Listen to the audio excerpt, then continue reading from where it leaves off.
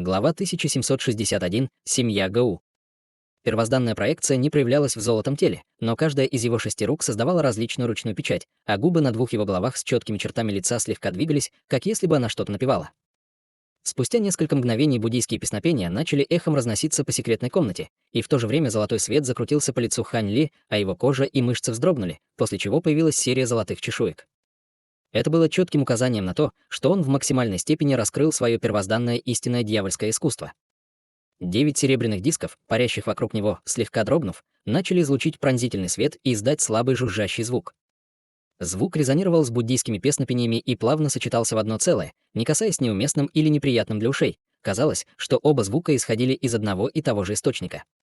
Внезапно золотой нимб появился позади Хань Ли, а другой появился позади первозданной проекции. Ореол за проекцией был явно больше, чем за Хань Ли, но не был таким плотным. Хань Ли, холодно хмыкнув, переключился на другую ручную печать, и из центров 2 ореолов позади него хлынули бесчисленные золотые руны. Все эти руны переливались золотым светом и были невероятно ослепительны. При ближайшем рассмотрении можно было бы обнаружить, что все это были руны золотой печати. 9 серебряных дисков также начали отображать изменения, как если бы на них повлиял текст золотой печати. Раздался слабый жужжащий звук, и одна серебряная руна размером с кулак за другой быстро вылетела из дисков и устремилась к золотому свету. Эти серебряные руны были явно скошенным серебряным текстом. Таким образом, золотые и серебряные руны появились одновременно в золотом свете, и их количество только продолжало увеличиваться, распространяясь по всему свету. Тем не менее, все еще оставалось большое количество рун, которые неумолимо хлынули, безумно вырвавшись на свет. Хань Ли оставался совершенно неподвижным, но на его лице появилось довольно напряженное выражение, и это выражение становилось все более и более выраженным по мере того, как количество рун в золотом ореоле увеличивалось. Вскоре после этого глаза Хань Ли резко распахнулись, и он издал всемогущий крик. Все 9 серебряных дисков взорвались в унисон с резким визгом и растворились в шарах серебряного света. Между тем, золотой нимб позади Хань Ли также начал вращаться быстрее. В то же время он начал размываться и уменьшаться, а золотые и серебряные руны внутри него также уменьшались вместе с ним. За несколько вдохов каждая 1000 рун уменьшилась примерно до размера рисового зерна. Сам золотой нимб также превратился в мерцающий золотой шар размером с кулак. Другой золотой ореол, который был выше в воздухе, также превратился в золотой шар света по велению первозданной проекции и медленно отступил. Сразу после этого появилась вспышка света, и гигантская проекция исчезла, оставив только 2 световых шара, парящих рядом с Хань Ли. С торжественным выражением на лице он указал пальцем на каждый из световых шаров, которые затем мгновенно исчезли в его глобеле. В следующее мгновение на лбу Хань Ли начали появляться большие капли пота, и его тело также увеличилось в размерах. Все его тело начало дрожать, а на его чешуе выступили толстые червеобразные вены. Как будто что-то сеет хаос в его теле и доводит его до крайней агонии. Спустя некоторое время духовный свет вспыхнул из головы Хань Ли, и слой пурпурно-золотого света внезапно окутал ее.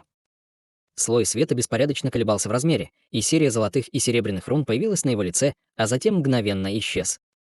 Как будто кто-то пытался убежать, но его насильно тащили назад, и это создавало очень странное зрелище. В этот момент Хань Ли уже закрыл глаза, не прекращая делать разные ручные печати, словно отчаянно пытался что-то активировать. Золотой свет вокруг его тела колебался по яркости и беспорядочно вспыхивал, и в то же время удивительные сцены разворачивались в воздухе над горой, внутри которой находилась его пещерная обитель. Первоначально на чистом голубом небе не было облаков, но внезапно поднялись завывающие ветры, после чего все небо потемнело, и появились массивные пятна темных облаков, в результате чего небо в радиусе около 40 футов стало темным, как дно обугленного горшка. Тем временем яростные ветры резко утихли, и откуда-то вырвался поток ледяного воздуха, пробиваясь сквозь облака. Синий град размером с кулак начал лихорадочно падать вместе с яростной метелью, а через несколько мгновений вся местность превратилась в мир ледяного снега и льда. Еще до того, как снежная буря утихла, из облаков внезапно вырвался порыв палящего ветра. Чрезвычайно плотные, темные облака были мгновенно разогнаны этими ветрами, и сверху стали падать солнечные лучи. Если бы кто-нибудь еще находился на горе и стал свидетелем явлений, происходящих в воздухе наверху, он бы определенно был ошеломлен увиденным. В этот момент был уже полдень, так что на небе должно было быть несколько солнц, но в этот момент было только одно мерцающее солнце, а все остальные исчезли. Единственное оставшееся солнце было золотистого цвета, и чистое голубое небо также приобрело слабый серебристый оттенок. Золотой и серебряный цвета переплелись, и вся эта область казалась находящейся в другом загадочном мире. Однако, если бы кто-то улетел на несколько сотен километров от горы, в которой находился Хань Ли, он обнаружил бы, что эти удивительные явления постепенно исчезали.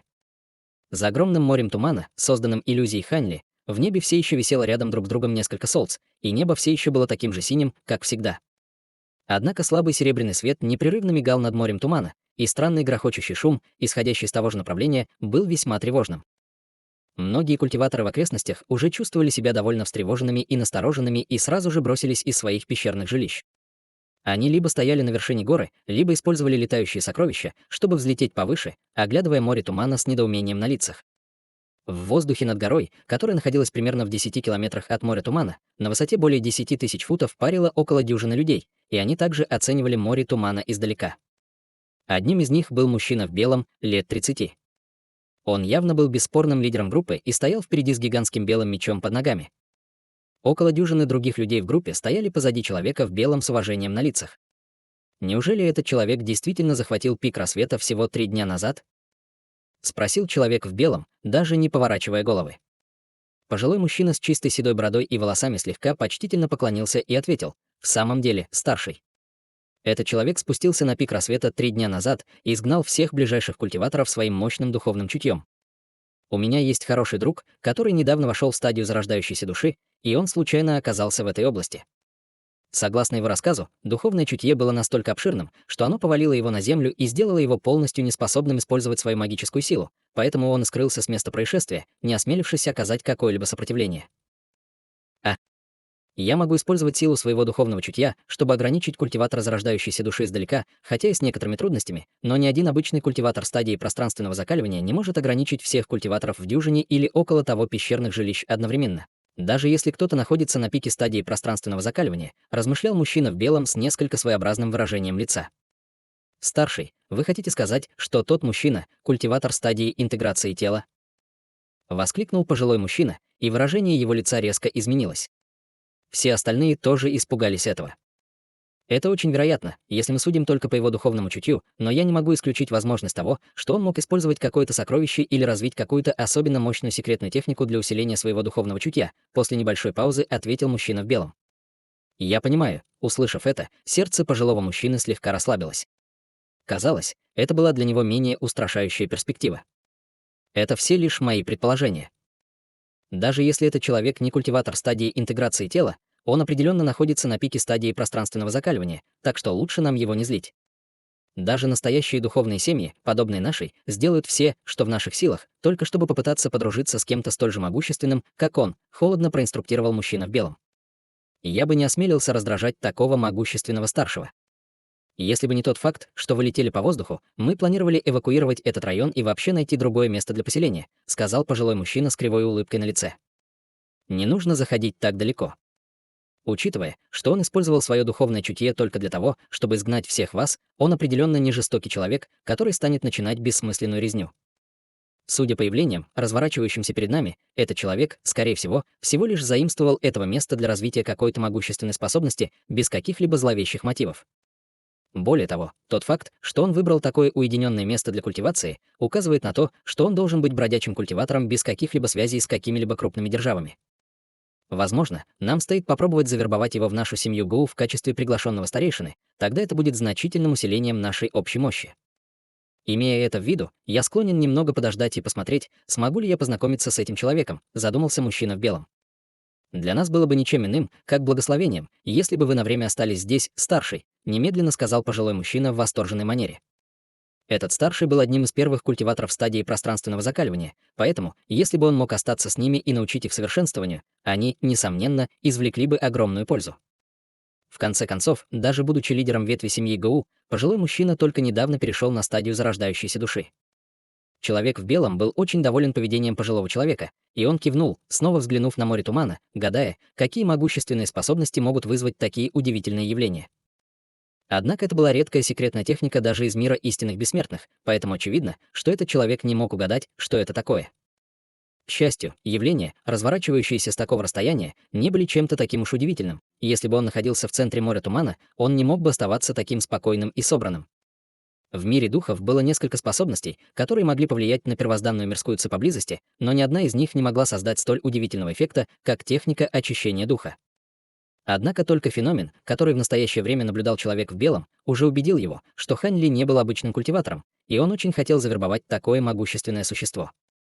Осмотрев море тумана еще некоторое время, человек в белом попросил молодого человека остаться на горе, а сам отправился вместе с остальными в пещерное жилище у подножия горы. Культиваторы поблизости также были ошеломлены этими явлениями, но они не могли просто стоять и смотреть вечно, поэтому все они в конце концов также вернулись в свои пещерные жилища с тяжелым сердцем.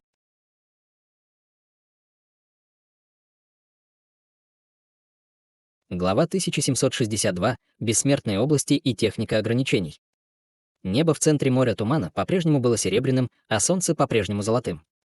Однако, помимо этого, не было ни облаков, ни тумана, ни каких-либо признаков ветра, дующего в этом районе. В радиусе примерно 40 километров не было ни звука. Все было так, словно изолировано некой таинственной энергией. Время медленно шло, а странные явления в море тумана оставались неизменными. Однако на второй день на золотом солнце начали появляться мерцающие черные пятна. На третий день эти пятна образовали черный комок в центре солнца. На четвертый день черный комок начал удлиняться и истончаться.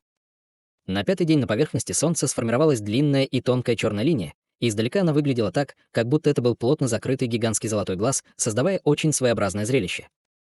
На шестой день все осталось неизменным, за исключением того, что золотой свет, исходящий от солнца, становился все более и более ослепительным и ярким. В полдень седьмого дня Хань Ли внезапно открыл глаза в своей пещере, и в то же время черный свет на гигантском золотом глазу, образованном солнцем, также медленно открылся. В черном свете появился семицветный световой шар, похожий на зрачок. Поверхность светового шара ослепительно закручивалась, поражая человека невероятным ощущением, что он способен видеть насквозь все в этом мире. Спустя несколько мгновений с горы прямо в небеса раздался длинный крик, похожий на рев дракона. В определенном пространстве парил в воздухе нетронутый Белый дворец. Внутри него несколько мерцающих, но нечетких фигур, каждая из которых сидела на платформе, высотой в несколько сотен футов над землей. Фигуры разговаривали между собой. Лица этих фигур были скрыты духовным светом, и за каждой из них стояло несколько фигур, похожих на учеников, и все они вели себя очень уважительно. В центре платформ был черно-белый цветок диаметром около 1000 футов. Цветок источал приятный аромат и выглядел очень загадочно. Внезапно расплывчатая человекоподобная фигура с семицветным духовным светом, вращающимся вокруг него, внезапно испустила слабый крик удивления. «Что происходит, господин даосист Сюань Мин?» — спросила фигура, залитая белым светом фигура рядом с ним. После недолгого колебания радужная фигура ответила правдиво. Кто-то культивирует технику духовного очищения, и он овладел первой стадией. Явления, которые они спровоцировали, были обнаружены моим бессмертным сокровищем. Техника духовного очищения. Эта техника уже внесена в список запрещенных техник во всех основных бессмертных мирах. Как может кто-то все еще осмелиться пойти на риск, чтобы развить ее? В любом случае, просто пошлите кого-нибудь, чтобы остановить его. Почему эта ситуация достойна какой-либо тревоги? Белая фигура все еще была сбита с толку. Я бы, естественно, уже послал кого-нибудь, если бы все было так просто, но феномен, обнаруженный моим бессмертным сокровищем, пришел из определенного нижнего мира, поэтому его никто не культивирует в бессмертных областях, с иронией объяснила радужная фигура. Белая фигура на мгновение дрогнула и усмехнулась. Кто-то из низшего мира. Это действительно довольно удивительно. Кто-то, должно быть, перенес эту технику в тот мир. В таком случае это не имеет особого значения. Техника духовного очищения довольно сложно культивировать тем, кто находится не в мире истинных бессмертных, как мы, поэтому никто из низшего мира не сможет овладеть последней стадией. Ты права. Мне поручено наблюдать за этими вопросами, но, естественно, это выходит за рамки моей юрисдикции. Даже если этот человек овладеет этой техникой, он не будет в любом случае не сможет пройти мимо людей на платформе наведения, когда он вознесется, с улыбкой ответила радужная фигура. Разговор между ними был довольно кратким, и другие присутствующие люди сначала обратили на него некоторое внимание, но, услышав, что это просто касается кого-то из низшего мира, быстро отмахнулись от темы, и вскоре этот вопрос был отброшен в сторону. Фигура радуги также больше не упоминала об этом предмете, как будто он действительно забыл об этом. Хань Ли выдохнул, и его сердце наполнилось восторгом, ощущая окружающий мир своим значительно улучшенным духовным чутьем. Он, наконец, освоил первую стадию техники духовного очищения, и хотя он все еще не достиг стадии интеграции тела, сила его духовного чутья была сопоставима с силой обычного существа на поздней стадии интеграции тела. Его духовное чутье мгновенно распространилось из его пещерной резиденции и появилось из горы, как вдруг он слегка нахмурился. Явления в небе уже исчезли, и все в окрестностях было сильно разрушено. Лед, снег и ветер были очень сильными, и не только исчезло большинство растений в этом районе, но и оставшиеся выглядели так, как будто все они висели на волоске. Верхняя половина горы была совершенно голой, представляя чрезвычайно мрачное и унылое зрелище. Духовное чутье Хань Ли просканировало окружающее пространство несколько раз, а затем распространилось наружу, мгновенно охватывая все в радиусе сотен километров. Внезапно выражение его лица слегка изменилось, и его духовное чутье остановилось на некой горе на границе моря тумана, охватывая всю гору. Изнутри пещерной резиденции у подножия этой горы происходили пространственные колебания духовного чутья на стадии пространственного закаливания, и даже несмотря на то, что вокруг пещерной резиденции было установлено несколько уровней ограничений, они были легко разорваны безумно мощным духовным чутьем Хань Ли. Таким образом, обрывок его духовного чутья проник через несколько уровней ограничений, прежде чем выследить культиватора пространственного закаливания. В секретной комнате сидел никто иной, как человек в белом. Хань Ли не потрудился скрыть свое духовное чутье и насильственно прорвался сквозь ограничения, поэтому, как только его духовное чутье появилось внутри секретной комнаты, оно было немедленно обнаружено человеком в белом. Таким образом, он открыл глаза и улыбнулся, сказав: «Приветствую вас, господин Ягу Юнь из горы Южной Луны. Поздравляю с освоением вашей новой способности. Гора Южная Луна. Эта гора недалеко от города Чинью?» Нерешительно спросил Хань Ли. «Хе-хе, это действительно так. Вы знаете о нашей семье ГУ, господин?» Мужчина в белом был несколько озадачен. «Я мало что знаю о семье ГУ, но я слышал об известной горе Южная Луна. Культиваторы, которые, по слухам, живут на этой горе, должны быть вашей семьей ГУ, верно?» Медленно спросил Хань Ли. «Хе-хе, я уверен, что вы слышали об истинных духовных семьях, верно? Наша семья ГУ — это настоящая духовная семья, и для обеспечения продолжения нашей родословной мы очень редко взаимодействуем с внешним миром. Немногие люди знают об этом, но с вашими способностями это только вопрос времени, когда эта информация откроется вам», — усмехнулся человек в белом. «Настоящая духовная семья. Вы знаете о семье Е и семье Лун?» — спросил Хань Ли после короткой паузы. Семья Е и Сея Лун — одни из самых больших истинных духовных семей. Наша семья ГУ определенно не слабая, но мы все еще уступаем этим двум семьям. Вы знаете людей из этих двух семей? Нерешительно спросил человек в белом. Я действительно встречал некоторых людей из этих двух семей, но это были лишь мимолетные встречи. Итак, почему вы решили остаться в этом месте? Спросил Хань Ли. Хе-хе, здесь находится одна из ветвей нашей семьи ГУ, и я случайно проходил мимо. К моему большому удивлению, вы культивировали здесь ваши новые способности, и я хотел познакомиться с вами, с улыбкой ответил человек в белом. Понятно. Я уже завершил свою культивацию. Если вы не против, вы можете прийти и встретиться со мной в моей пещерной резиденции. Мне также очень интересно узнать об истинных духовных семьях, так что я уверен, что встреча будет взаимовыгодным для нас, предположил Хань Ли. Это было бы идеально. Я сейчас приду, радостно согласился мужчина в белом. Хорошо, тогда я буду ждать твоего прибытия. Голос Хань Ли постепенно затих, и несколько мгновений спустя его духовное чутье исчезло из секретной комнаты. Примерно через 10 минут полоса белого света вылетела из горы и всего за несколько вспышек достигла границы моря тумана. В тумане вспыхнули несколько больших серебряных рун, и туман внезапно расступился, открыв трапу шириной в несколько десятков футов, ведущую прямо в его глубины. Гао Юнь сразу же полетел по тропинке, и белая полоса света вскоре исчезла вдаль. В этот момент туман снова сомкнулся, и тропинка исчезла. К тому времени, когда Гао Юнь достиг горы в центре моря тумана, Хань Ли уже вышел из своей резиденции и стоял перед воротами с улыбкой на лице.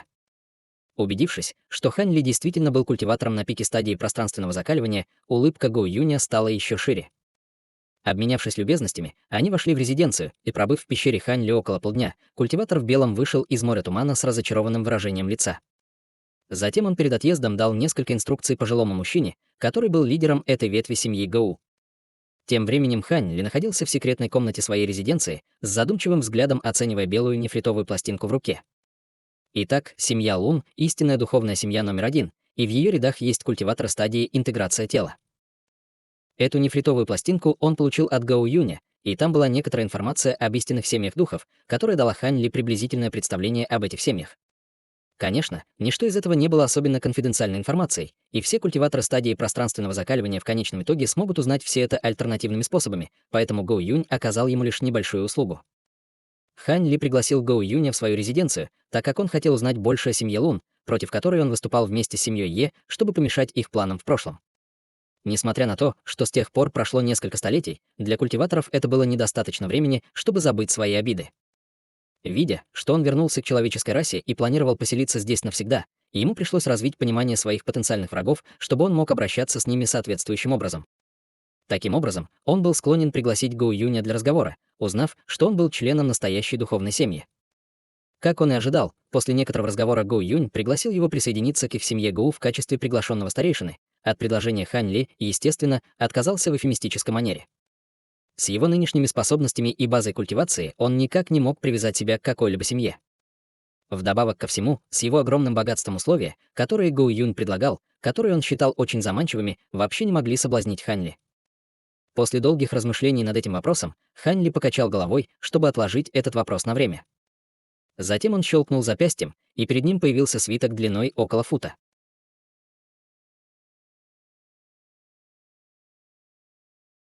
Глава 1763. Искусство овладения мечом. Он ткнул пальцем в свиток, и тот медленно развернулся, и в небеса хлынул поток удивительной зловещей ци. Свиток был покрыт слоем золотого света, из-за чего невозможно было увидеть, что было на свитке. Голубой свет вспыхнул в глазах Хань Ли, и благодаря его способностям глаз духовного прозрения он смог немедленно подобрать содержимое свитка. По всему свитку висело бесчисленное множество золотых летающих мечей разных размеров, каждый из которых выглядел чрезвычайно реалистично и обладал уникальной аурой. Как ни странно, даже при том, что произведение искусства было всего несколько футов в длину и ширину, оно поражало человека ощущением, что оно содержит бесчисленные летающие мечи. Эти летающие мечи были изображены во всех размерах и положениях, причем самые большие из них напоминали гигантские мечи, раскалывающие небеса, которые поразили его с чувством, словно они были несколько сотен футов в длину. Напротив, самые маленькие из этих мечей были всего около дюйма в длину каждый, но все узоры на мечах были чрезвычайно четкими, как если бы они находились прямо перед его глазами. Это было не что иное, как изображение тысяч мечей, которое Хань Ли раздобыл в руинах обширной ледяной области. Это изображение явно содержало чрезвычайно мощное искусство культивации, и, помимо техники духовного очищения, Хань Ли также потратил много времени на изучение этого произведения искусства, усилия, которое действительно позволило ему почерпнуть из него кое-что. То, что он почерпнул из рисунков, естественно, имело какое-то отношение к искусству овладения мечом, и они также имели сильную связь с использованием духовного чутья. На своей нынешней базе культивации он уже мог вырастить последнюю формацию лазурного меча, связанную с искусством меча лазурной эссенции, и эта формация меча была более мощной, чем формация меча весеннего рассвета. Однако, неоднократно наблюдая за действиями существ на стадии интеграции тела, Хань Ли почувствовал, что формации меча чего-то не хватает. Таким образом, он был поражен моментом вдохновения и решил включить то, что он почерпнул из бесчисленных изображений мечей, в формацию лазурного меча. Конечно же, новая формация меча в результате стала намного более мощной, и он также смог лучше ее контролировать. Хань Ли пристально, не мигая, уставился на мириады мечей. Вещи, которые он почерпнул из произведения искусства, были им собраны и названы искусством овладения мечом, но он знал, что получил лишь мизерную часть того, что действительно могло предложить произведение. Просто остальное было слишком глубоким, чтобы культиватор стадии пространственного закаливания не мог понять. Спустя долгое время он тяжело вздохнул и, взмахнув рукавом, выпустил лазурный свет, после чего произведение вернулось в форму свитка и растворилось в воздухе. На лице Хань Ли появилось задумчивое выражение. Он получил много наград от огромной ледяной области, и, помимо техники духовного очищения и изображения тысяч мечей, самым большим уважением для него была таблетка духовной пустоты, которую ему удалось заполучить хитрой уловкой. Даже такие существа на стадии интеграции тела, как Цай Люин и Дуань Тиньжэнь, на протяжении десятков тысяч лет строили заговоры, чтобы получить эти таблетки, поэтому они, естественно, должны были быть чрезвычайно ценными. К сожалению, это был первый раз, когда он слышал об этих таблетках, и они предположительно были полезны только для существ на стадии интеграции тела, поэтому эта таблетка не будет для него никакой пользы, пока он не совершит свой прорыв. Помимо таблетки духовной пустоты, он также получил много других духовных растений из сада в руинах. Однако большая часть этих духовных растений была передана Цань Ци Цзы и остальным, и он сохранил только по одной из них, чтобы вырастить их до такой степени, чтобы они могли дать семена. Несмотря на то, что он все еще не мог идентифицировать эти уникальные духовные цветы и духовные плоды, их определенно было чрезвычайно трудно найти в мире духов. Духовное лекарство, которое он пользовался большим уважением среди них, естественно, было ничем иным, как стручком с семенами серебряного лотоса. Это духовное лекарство, скорее всего, было самым драгоценным во всем саду лекарственных растений, но он понятия не имел, что это такое, поэтому пока ничего не мог с ним поделать. Ему оставалось только надеяться, что он сможет научиться использовать эти духовные растения в будущем. Помимо этого, он мог бы сварить небесное вино из красных шелковых фруктов. Это вино могло продлить жизнь и улучшить физическое состояние, поэтому его употребление определенно не повредит. Кроме того, красные шелковые фрукты, которые он добыл, выращивали бесчисленное количество лет, поэтому, возможно, духовное вино, сваренное из этих фруктов, будет иметь дополнительные положительные эффекты. Коррозийный ядовитый водоросль был самым важным материалом для изготовления нескольких типов духовных таблеток, которые могли улучшить базу культивации на стадии интеграции тела, чтобы он мог начать изготавливать все эти таблетки после того, как совершит прорыв. Помимо этого, полностью истощенные талисманы и диаграмма звездного неба в мире на завесе не были предметами, которые заслуживали дальнейшего изучения. Хань Ли был уверен, что их изучение будет очень полезно для его мастерства в области талисманов и формаций. Однако в течение прошлого века или около того он в первую очередь сосредоточил свое время на культивации техники духовного очищения и некоторых других секретных техник, поэтому у него не было много времени для изучения этих вещей. Таким образом, они все это время бездельничали внутри его браслета для хранения. Спустя некоторое время Хань Ли выдохнул, сосредоточив внимание на узком месте стадии интеграции тела. Его духовное чутье было значительно усилено, и это в сочетании со всеми духовными таблетками, которые он получил с громового континента, значительно увеличило его шансы на успешный прорыв. Однако до этого ему пришлось сначала усовершенствовать некоторые духовные таблетки и сокровища. В конце концов, узкое место на стадии интеграции тела отличалось от всех крупных достижений, которые он совершил в прошлом. Ему не только потребовалось большое количество таблеток, чтобы помочь себе во время процесса прорыва, он также должен был создать формацию, чтобы использовать первозданную мирскую ци, чтобы еще больше увеличить свои шансы на успех. Эту формацию Хань Ли получил случайно, проходя через территорию чужой расы во время своего обратного пути. Стоит сказать, что эта формация была чрезвычайно тщательно охраняемым секретом их расы, и если бы не серия случайных событий, он не смог бы изучить метод создания формации. Эта формация не обязательно была такой сложной, но мыслительный процесс, стоящий за ней, был довольно гениальным, и требовалось несколько особых сокровищ, чтобы сформировать ядро формации. Хань Ли, естественно, должен был очистить эти сокровища сам, поэтому он купил так много материалов в городе высшего неба. Он щелкнул запястьем, и его браслет для хранения пролетел по воздуху полосой черного света, зависнув на месте. Он махнул рукой в сторону браслета, и во вспышке красного света за ним появился малиновый котел высотой около дюйма. Затем всплеск лазурного света вырвался из браслета хранилища, и духовный свет вспыхнул на земле, после чего появилась серия контейнеров.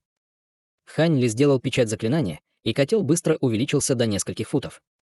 Слабая улыбка появилась на его лице, и он указал пальцем на котел, и с кончика его пальца вырвалась струйка лазурного пламени.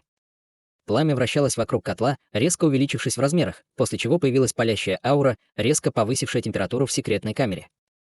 Тем временем Хань Ли сделал хватательное движение к одному из нефритовых коробок на земле, и крышка слетела сама по себе, а затем изнутри появился кусок неизвестного металла.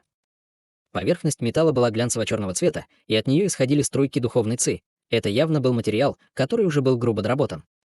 Черный кусок металла исчез в котле в мгновение ока, и Хань Ли взмахнул рукавом, выпустив в котел лазурное пламя. После этого он добавлял один материал за другим в котел, и только через 2 месяца он, наконец, завершил изготовление всех сокровищ и таблеток, которые ему требовались. Затем он потратил еще полмесяца или около того, чтобы аккуратно построить огромную формацию в центре горы. Закончив приготовление, Хань Ли ушел в уединение и полгода культивировал, чтобы привести себя в лучшую форму, прежде чем, наконец, предпринять попытку прорыва. В этот день седой пожилой мужчина из ветви семьи Гоу медитировал в пещере, как вдруг земля внезапно начала дрожать, и вся секретная комната начала сильно сотрясаться.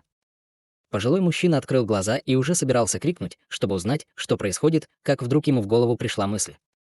Выражение его лица сразу изменилось, когда он выскочил из секретной комнаты в виде полоски света, и после всего лишь нескольких вспышек он появился на гигантской скале на вершине горы, а затем бросил взгляд на море тумана вдалеке с торжественным выражением. Спустя несколько мгновений еще несколько полос света устремились к пожилому мужчине, и они также обратили свое внимание на море тумана. Снова произошли небесные явления. Та же самая мысль возникла у всех в голове в то время, и около дюжины гигантских серебряных столбов света вырвалось из моря тумана. Каждый столб света был высотой более 1000 футов, на его поверхности беспорядочно мигали тусклые золотые руны. Море тумана неистовствовало, и бесчисленные пятнышки разноцветных огней сходились к центру моря тумана со всех сторон. Пожилой мужчина высвободил свое духовное чутье, и его лицо сразу побледнело.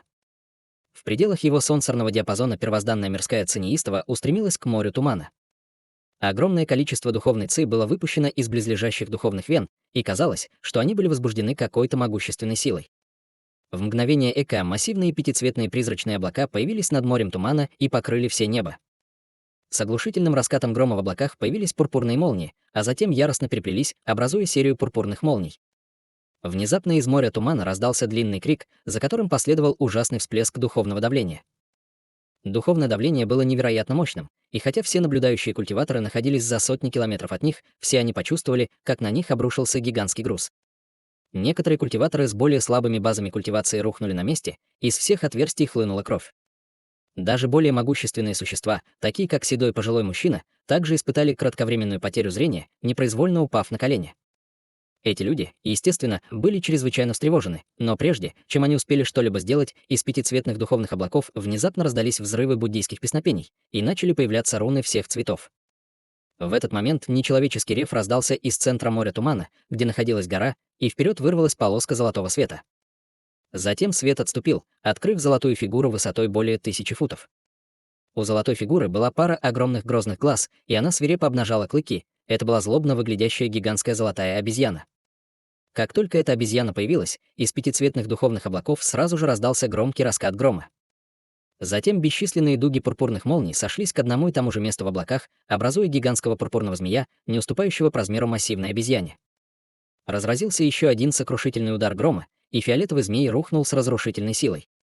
Гигантская золотая обезьяна посмотрела на нее со свирепым выражением лица и ударила себя в грудь своими огромными кулаками, прыгнув навстречу лиловому змею.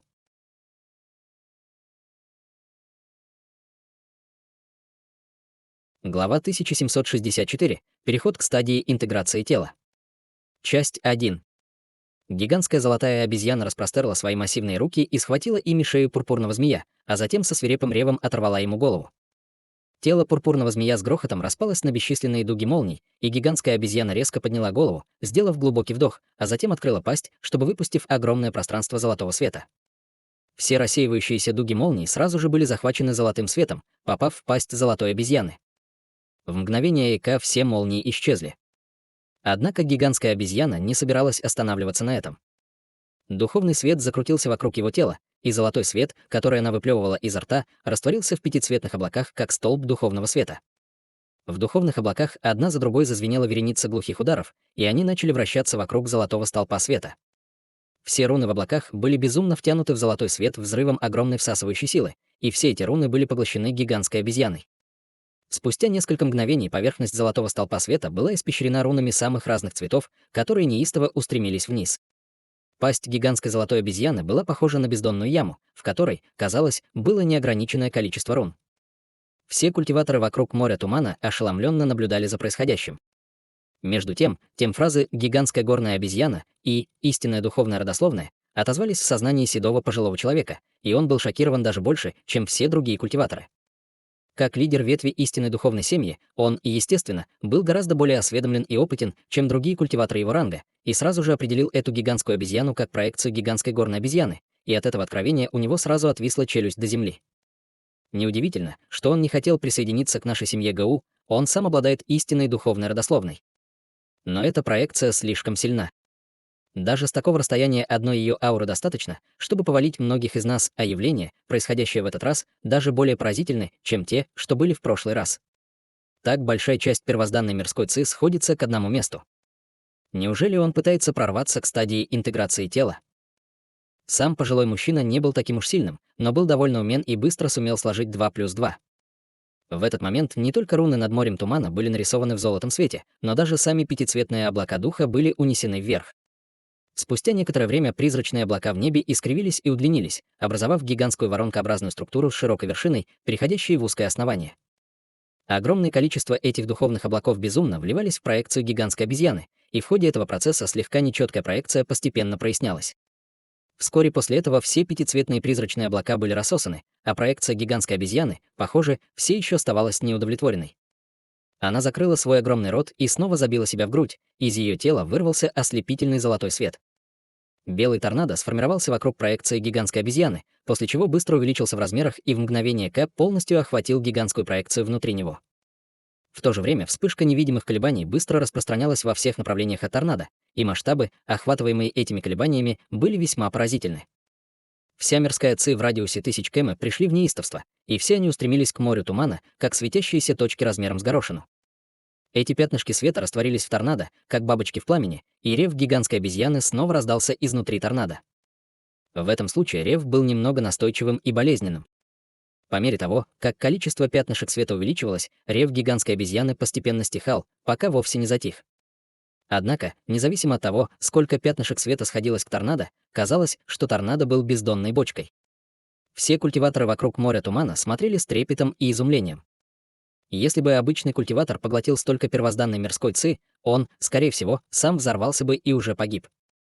Спустя долгое время из белого торнадо внезапно раздался пронзительный крик, за которым последовал сокрушительный грохот.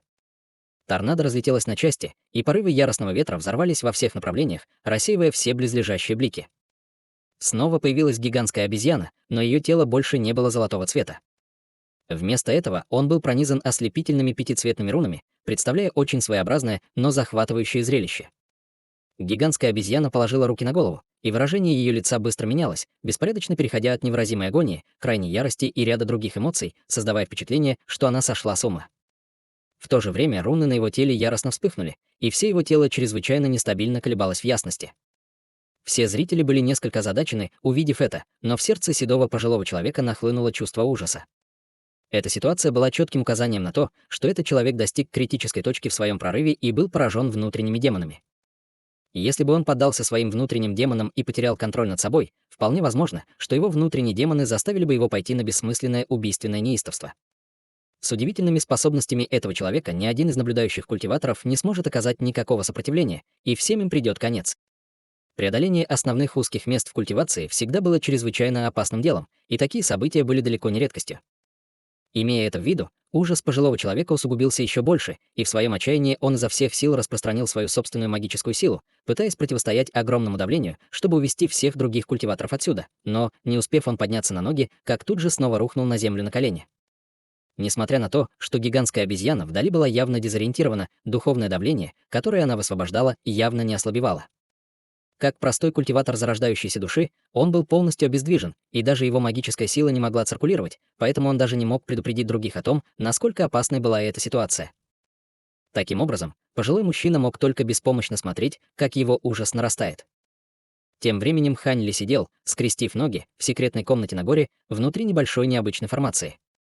Его тело было совершенно неподвижным и безжизненным, и в нескольких футах над ним парила золотисто-лазурная зарождающаяся душа примерно в полфута высотой.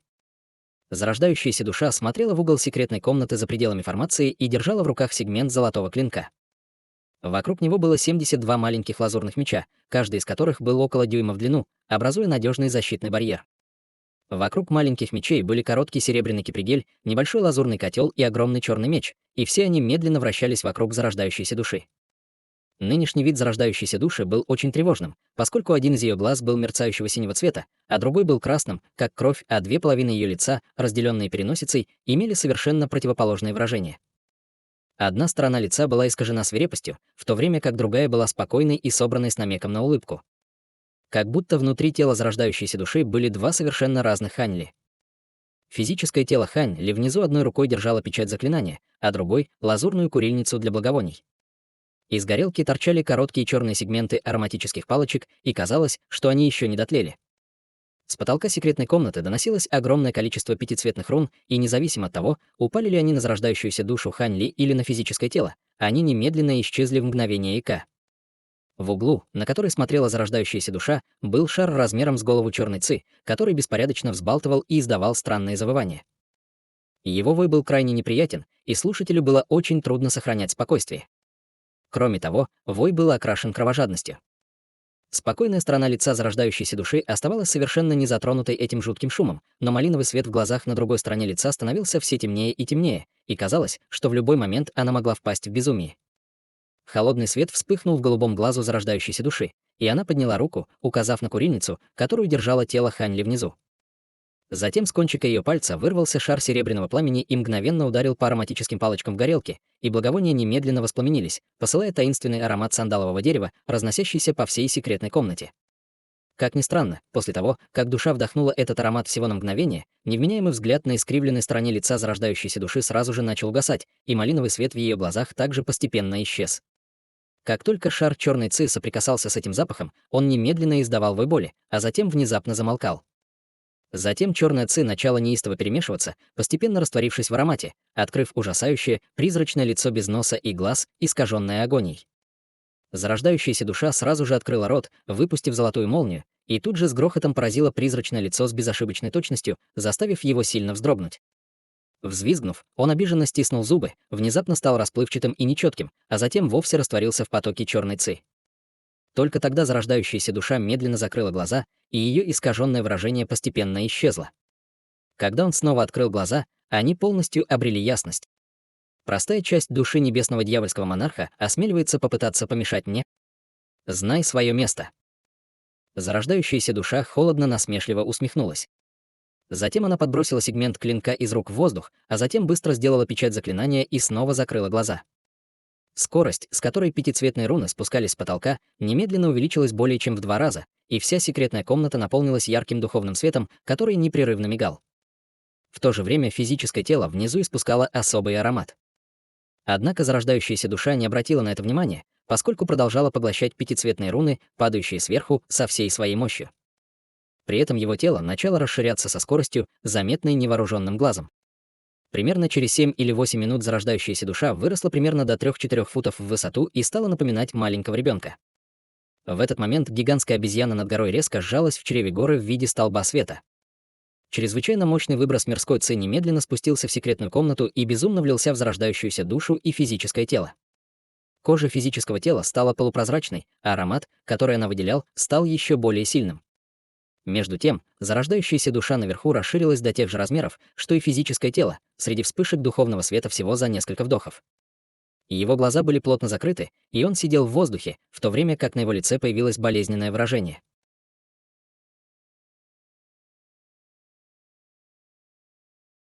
Глава 1765. Переход к стадии интеграции тела. Часть 2. В этот момент зарождающаяся душа Хань Ли почувствовала себя так, как будто ее сожгли заживо. Казалось, внутри его тела бурлит лава, во рту полностью пересохло, а конечности приобрели ярко-красный цвет.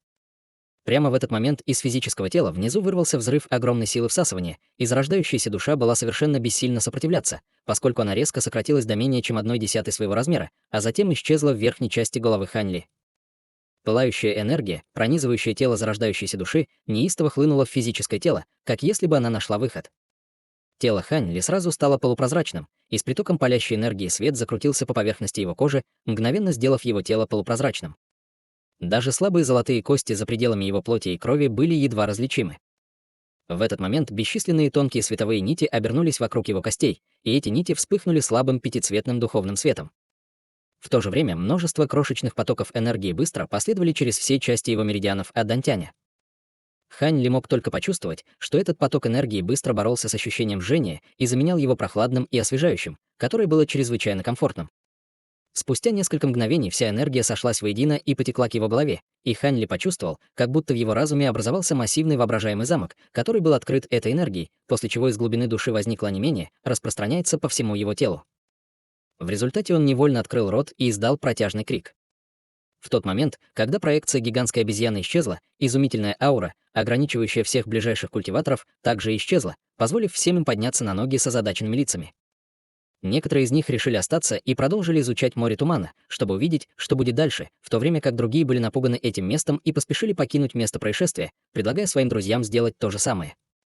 В тот момент, когда седой пожилой мужчина восстановил свою подвижность, он немедленно устремился к пещерному жилищу в виде полоски белого света, готовясь собрать всех и немедленно уйти. Однако все восстановили подвижность лишь на короткое время, как вдруг долгий крик, который издал Хань Ли, донесся до них. Казалось, что по всей местности разносились грохочущие раскаты грома, и море тумана разрасталось во всех направлениях. Культиваторы на границе с морем тумана были встревожены этим событием и попытались скрыться с места происшествия, но как только звук проник в их уши, они почувствовали, словно молнии взорвались в их головах, и они позволили слабые крики агонии и тревоги, и тут же попадали с неба. Несмотря на то, что магическая сила этих культиваторов была полностью ограничена, их физические тела все еще были намного мощнее, чем у обычного человека, поэтому, хотя падение с высоты в несколько тысяч футов было довольно болезненным опытом, но они не получили серьезные травмы. Однако, казалось, что этому протяжному крику никогда не прекратится, и все культиваторы корчились от боли в ответ на этот ужасающий звук. Им не оставалось ничего другого, кроме как зажать уши, пытаясь уменьшить боль, но звук, казалось, мог проникнуть прямо в их разум. Некоторые из них даже разорвали свою одежду на тряпке, чтобы изготовить импровизированные затычки для ушей, но это все равно не смогло предотвратить мучительный звук. Простые моменты для этих культиваторов казались месяцами, и если бы не тот факт, что эти культиваторы смогли собрать кое-какую магическую силу, они, скорее всего, уже взорвались бы, чтобы избавиться от своих страданий. В этот момент море тумана сформировало гигантские волны, распространяющиеся во всех направлениях, и некоторым культиваторам удалось повернуть голову, чтобы оценить ситуацию, после чего их лица сразу же полностью побледнели. Несмотря на то, что эти массивные волны образовались только из тумана, они по-прежнему представляли очень ужасающее зрелище, от вида которого можно было онеметь. В конце концов, у них не было возможности собрать магическую силу или использовать какие-либо сокровища для защиты, и кто знает, какая сила была заключена в этих волнах тумана. Гигантские волны белого тумана продолжали подниматься, и если бы они врезались в гору, все наблюдающие культиваторы были бы немедленно затоплены. Однако прямо в этот момент протяжный крик, вырвавшийся из центра моря тумана, внезапно прекратился, а за ним последовало холодное бормотание. Сразу после этого раздался ряд громких ударов, и волны тумана мгновенно превратились в ничто. Внезапно казалось, что ничего не произошло. Только через 10 минут все культиваторы поднялись на ноги. Все они были в крайне плачевном состоянии и, взглянув друг на друга, обнаружили, что их собственные встревоженные и испуганные выражения отражаются в глазах друг друга. Не произнеся ни единого слова, все они устремились обратно в свои пещерные жилища в виде полосок света, и вскоре после этого одна полоса света за другой улетела от горы, разбегаясь во всех направлениях. Они не остановились ни на мгновение в своем полете, и только после того, как пролетели сотни тысяч километров, некоторые из них нерешительно остановились. Однако большинство из них просто продолжили путь и полностью покинули этот район. В конце концов, для них было слишком страшно иметь соседа, который мог причинить им такую невыносимую агонию одним своим голосом. Однако по удивительным явлениям и проявлению непостижимой силы Хань Ли многие люди уже догадались, что только что произошло. Седовласый пожилой мужчина полетел вместе со своей группой в небольшую долину, которая находилась в сотнях тысяч километров от них, и после того, как все поселились там, мужчина-культиватор немедленно отделился от группы. Это был второй по силе культиватор в группе, и пожилой мужчина дал ему нефритовую пластинку и приказал передать ее семье ГУ как можно быстрее. Между тем, слух о том, что пик восхода захватило новое могущественное существо стадии интеграции тела, также начал распространяться в другие области, такие как лесной пожар. В этот момент море тумана вокруг пика восхода вернулось в исходное состояние, и воцарилась тишина и покой. 3 дня спустя Хань Ли медленно открыл глаза, сидя, скрестив ноги, в секретной комнате в чреве горы. В его глазах вспыхнул синий свет, но, немного проморгавшись, они вернулись в нормальное состояние. Несколько дней назад он уже успешно перешел на стадию интеграции тела, но, чтобы укрепить свою базу культивации, он несколько дней медитировал в своей секретной комнате. Теперь, когда он, наконец, подавил потенциальные негативные последствия, которым он мог подвергнуться в результате такого крупного прорыва, он мог заняться другими вещами. Хань Ли медленно огляделся, и на его лице внезапно появилось странное выражение. Даже не высвобождая свое духовное чутье, он все еще мог обнаружить в воздухе вокруг себя первозданную мирскую ци. Он осторожно выдохнул, и, сделав печать заклинания, вокруг него произошел удивительный поворот событий. В воздухе раздался громкий жужжащий звук, после чего беспорядочно вспыхнули точки белого света, образовав серию ветреных лопастей размером с ладонь. Эти лопасти ветра были необычайно тонкими и полупрозрачными. Они парили в воздухе, слегка дрожа, и вскоре заполнили всю секретную комнату. Записи в фолиантах определенно не лгали. После достижения стадии интеграции тела моя способность ощущать и контролировать первозданную мирскую ци не сравнится с тем, что было в то время, когда я был на стадии пространственного закаливания. Практически не тратя магическую силу, но я могу напрямую контролировать первозданную мирскую ци, чтобы формировать атаки, пробормотал Хань Ли про себя с ликованием на лице. Он провел рукавом по воздуху, и лопасти ветра исчезли, как шары белого света. Затем он закрыл глаза и начал оценивать свое текущее состояние физической и магической силы после своего прорыва, чтобы проверить, правильно ли все прошло. Через некоторое время он открыл глаза, и восторг на его лице стал еще более выраженным. После перехода на стадию интеграции тела его физическая конституция и магическая сила стали намного более мощными, чем он представлял до этого события. Со своими нынешними способностями он был уверен, что, скорее всего, сможет победить даже существо, находящееся на пике стадии интеграции тела. Через некоторое время он насильно подавил свой восторг и начал думать, что ему делать дальше.